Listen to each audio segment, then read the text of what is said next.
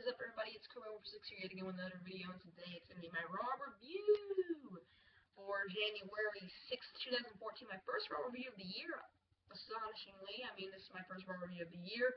Haven't done one in a long, long time, ever since March 18th, 2013, I believe.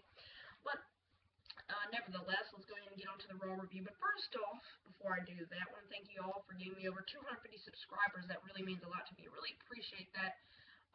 That definitely is a monumental moment in my channel's history.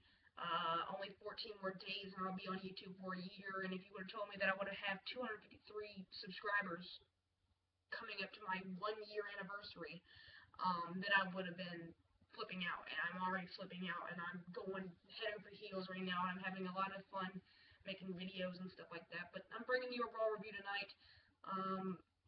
This Raw, old school Raw, well, this Raw was not that good, to the exception of the main event, really. Nothing really amazing happened on the show besides the main event. But let's go ahead and get on with the first promo segment of the night. The first opening segment, which would be Ric Flair coming out and doing his whole woo and talking about how it's great to be on Monday Night Raw and stuff like that. And then Randy Orton interrupts him and he's going on and on about he's the greatest of the generation, greatest champion, greatest whatever, this and that and the other.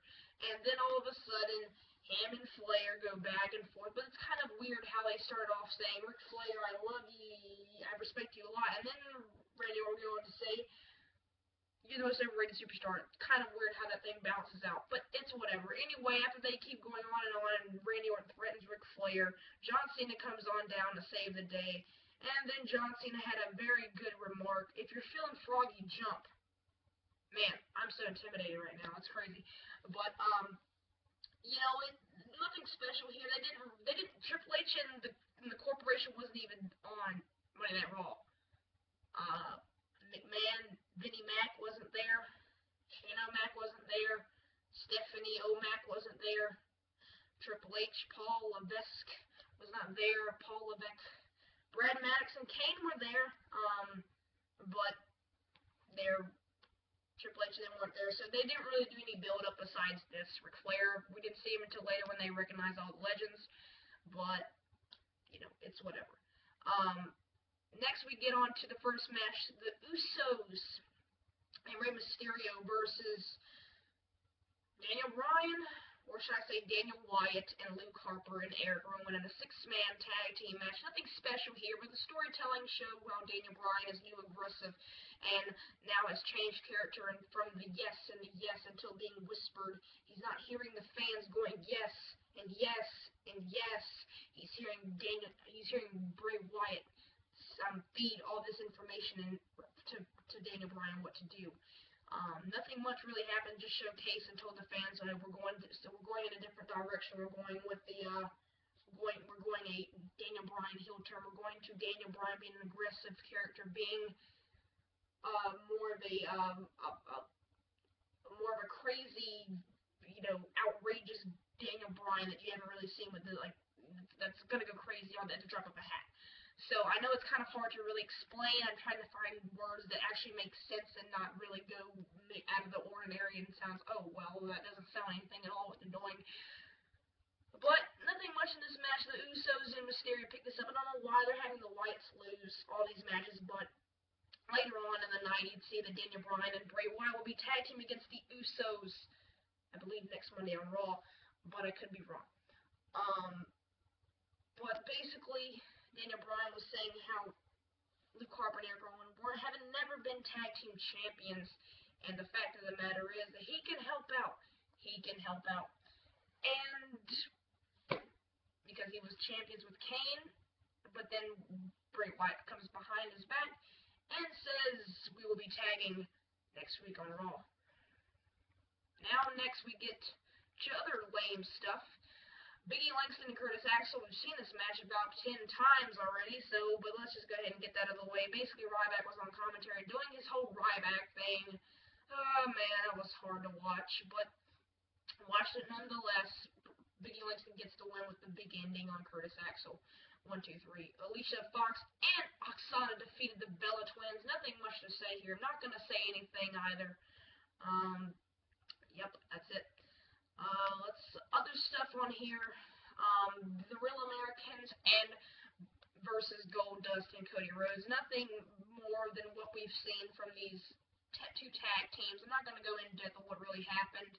I wish the Real Americans would have picked up the victory, but they're still not going to give them a justified tag team championship title run anyway, so even if they would have won, it's not going to do anything. So poor Real Americans, as much as I love this tag team, as much as I love Antonio Cesaro and how much I wish that they could do something, I can't do anything about it.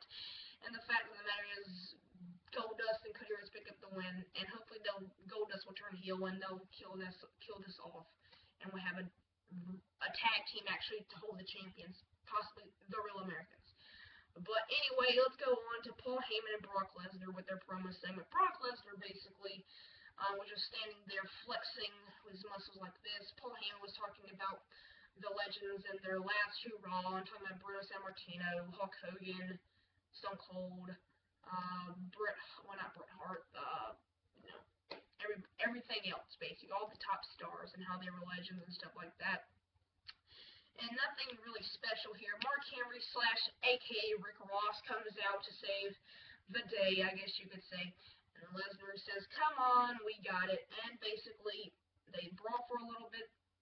Henry's nose gets a little busted up. After that, and Brock Lesnar breaks Rick Ross's arm. And if it's real, if Henry's arm was broken, poor Mark Henry, Rick Ross, hope you get better. But then afterwards, Big Show's music hits, and he's coming out to the ring.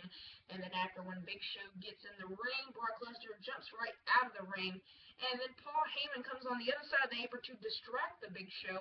Brock Lesnar jumps in the ring. And then Big Show corners him in the turnbuckles and throws him across the ring. And then Lesnar gets out of the ring, and Paul Heyman exclaims, my client does not fight free, which basically sets up, like we've heard in the internet rumors, that we're going to see Big Show versus Brock Lesnar at the Royal Rumble. But are they going to do a Brock Lesnar Championship title shot maybe against Randy Orton? Because there's no need to give it to Cena because Orton's going to have another rematch. But I don't know. It's up in the air. I don't even know what they're going to be doing for Royal Rumble, which kind of makes it somewhat exciting. Alberto Rio then faced Sin Cara for about the 57th time, or Alberto Rio versus Hunico. Cabacho wasn't there.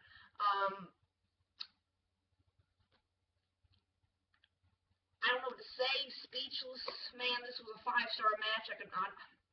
This match was horrible. Can't not say enough. Why did they even have the dim lights anymore? That just gets on my nerves.